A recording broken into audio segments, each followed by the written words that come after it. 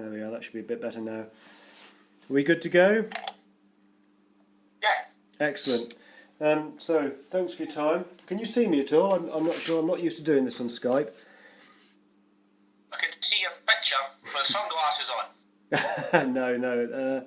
Can we get the video on? If it would help.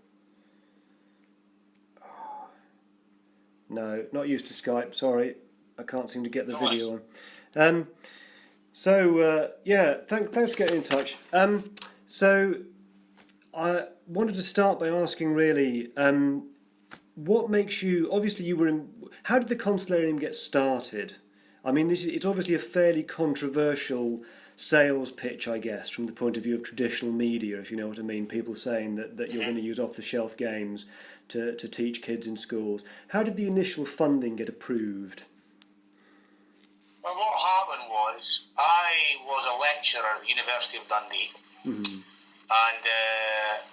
I'd kind of done a few things that had been noticed. Like, my work when I was a teacher was featured in national training materials in the late 1990s, and then there was a few other things developed, and I managed to get in working with people who were leading national developments, etc. And it was at the time that 2001, 2002, people like Mark Prensky and John Kirrymure, Angela McFarlane, Stephen Heppel were all pushing this idea about using games in schools. Can you hear me, Mark? Yeah? Yes, I can hear you. Yes, I'm sorry, I can't seem to get the video working. That's okay. I thought someone got cut off there. So what happened was, I had already been doing this in the late 1990s as a teacher. Right. And I then brought this into my work when I became a lecturer at the University of Dundee, and I'd started to develop a healthy interest in its place and purpose. And at the time, the national organisation in Scotland, Learning and Teaching Scotland, were a really kind of proactive, when I say risk-taking, informed risk-taking organisation, really creative. Okay. And they were watching this space, and they advertised for someone to lead, to become a national development officer in games-based learning, believe it or not. And it kind of really fitted my profile really well, and I was lucky enough to get the post. And so I was given a very small budget of £10,000. I was given a space in their offices, and I was asked to go and make it work. And I came up with the idea of having a centre that would allow me to invite people across Scotland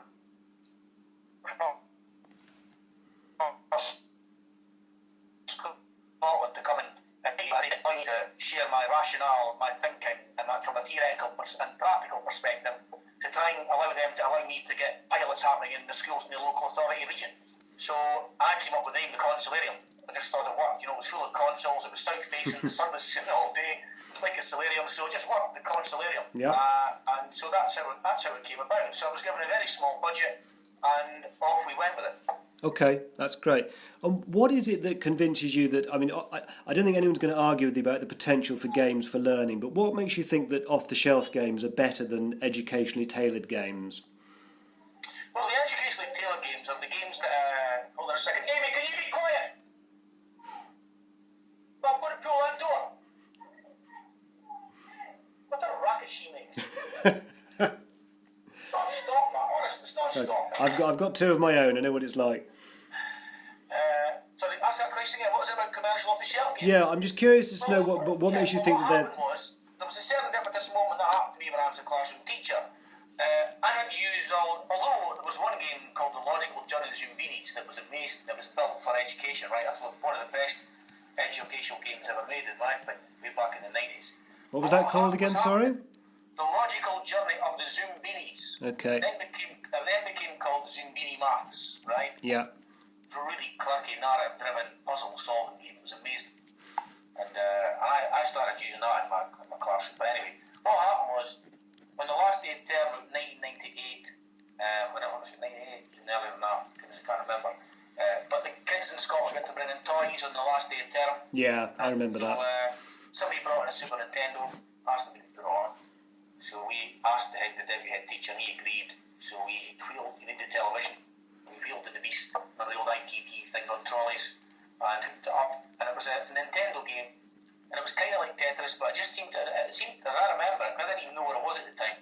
It involved the manipulation of a range of 2D shapes, different sequences, patterns, colours, and the two boys that were playing this were exhibiting all the problem-solving skills that I was attempting to teach them in the traditional curriculum, and they were in my lower ability group for maths. Okay. And they didn't, and I had lazily thought that they had fallen into that teacher trap of thinking it was them and not the curriculum and not us, and it was they just weren't bright enough.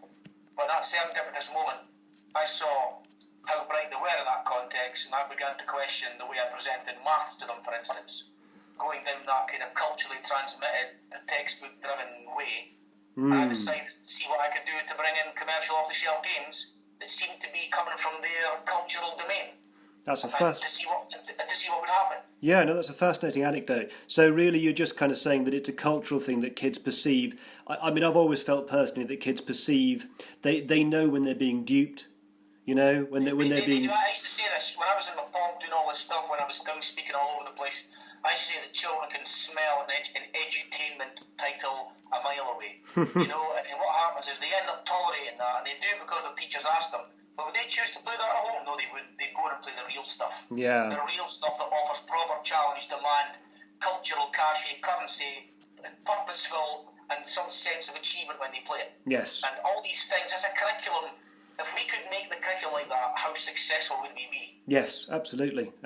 I've got some great memories of using edutainment games when I was a boy, and it's kind of, you know, this is an area that really interests me because I think that's so true. Everything you've just said. What does so do you think that any game has the potential to be sort of like educational if used in the right environment? Any off-the-shelf game? Yeah, I think I do. I used to have a budget when I worked at the national age, when I ran the concert. I have a budget, and I would read the educational press. I would read all the games press. I would maybe buy a title, and I would get myself to play it or my colleagues, and we would watch for things coming out. And because we were qualified teachers, experienced teachers, there were some things that would almost like a teacher radar would make us attuned to it, and we'd get something. Some things would work, some things they wouldn't. You know. But invariably we were generally right, and we were able to kind of retrofit the commercial game to fit particular aspects of the curriculum that we had to deliver. And we were finding that when we did so, we were situating, and James Paul G talks about this idea of situated learning. And we were situating, let's say, the curriculum within the cultural domain of the game. And when the way we tried to articulate it was, Mark, that Erickson talks about a theory called semiotic domains, and again, James Paul G talks about this. If you can imagine a Venn diagram, in one circle you've got the school, and in that circle, the teacher is the one with kind of power, status, experience, expertise, mastery of the content. The pupils invisible into that domain. However, if you take something like Mario Kart or Minecraft or Nintendogs, who is it in that domain that's got mastery, status, skills, expertise, experience? It's the learner. Yes. So if we situated literacy activities, math, social studies, if we made it linked to and embedded in the culture of the game and the experience of the game, the two domains intersected. And we found we were sitting in the space in the intersection. And it allowed learners of all dispositions and attitudes towards learning to come on board and allow the teacher to push them forward and engage them in the learning. And we feel that was a kind of like a theoretical perspective that allowed it to happen. Okay, and do you think it's suitable for all subjects, or more so some subjects than others? I don't see a reason why it can't be suited for all subjects. It's just I think things like literacy are really, really easy to address. We read in modern foreign languages using Guitar Hero and Professor Layton in The Curious Village. You know, and so it's down to the imagination, but the context, the cultural background of situating learning in the world of that game allowed us to bring children to learning in ways in which teachers were saying they weren't seen it before. We were getting children speaking in French beautifully and wanting to do French because it was embedded in the context of being a rock band doing a tour in France. Right. So that worked absolutely beautifully. We had primary 7 boys doing their dance routines on the stage in front of their parents and everybody else because it was like being a rock star and Guitar Hero. Okay. And he had carefully choreographed these dance routines and carried them off. You ask boys to go and choreograph a dance routine.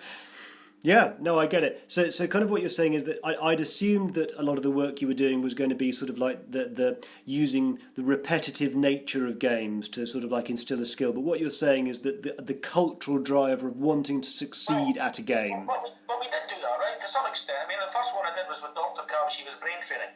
And the idea was that, and I did that deliberately because I wanted to use something that would allow me to break down the edifice of because at the time, this was still almost like a taboo. It was one of these ideas that the kind of the discourse around games at the time was, why on earth would you? You know, this is brain rot, this is donuts all the time, this is flippant throwaway nonsense.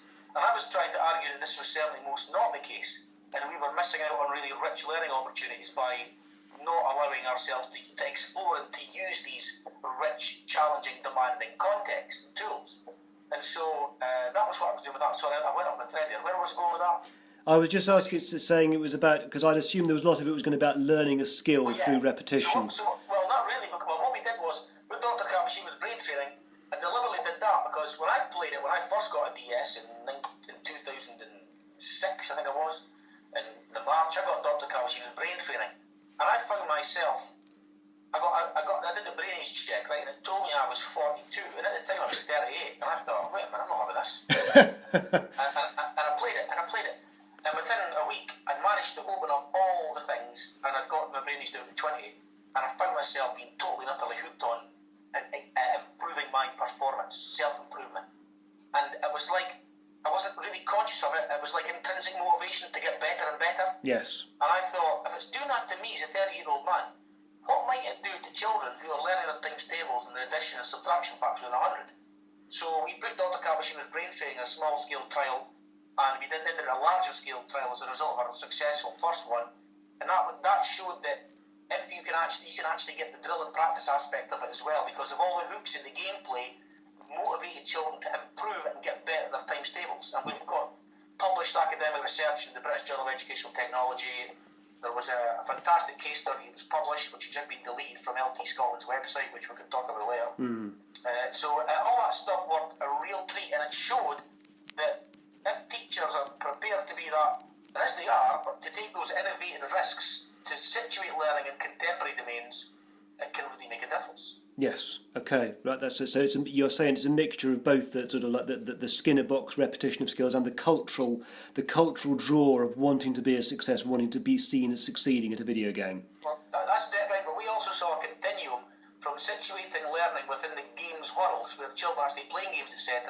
The holy grail for us was then getting that jump from playing games to making games. And that was where the natural progression for us was, where we could start to introduce coding and controlling the computer in the early years of the primary school, developing that through things like Kodu and Scratch and Python possibly as it progressed through primary school, and then jumping into coding even more in secondary school.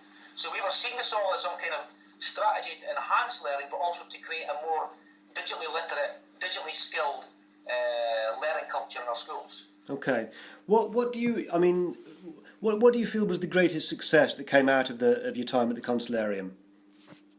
I think the greatest success was that we did so many things that were really successful, but I think we played a hugely significant role in changing the discourse around the use of commercial off-the-shelf games and game design to an extent. Scotland at the time, and what we did, was really almost like a leading light in this. We were invited all over the world to speak about what we were doing. It was generally me that went, because I was kind of the boss of it, believe it or not. Kind of conceptualised much of it. People were using the ideas that we were promoting via digital networks in Australia, New Zealand, Hong Kong, the States, the Middle East, throughout Europe, across England.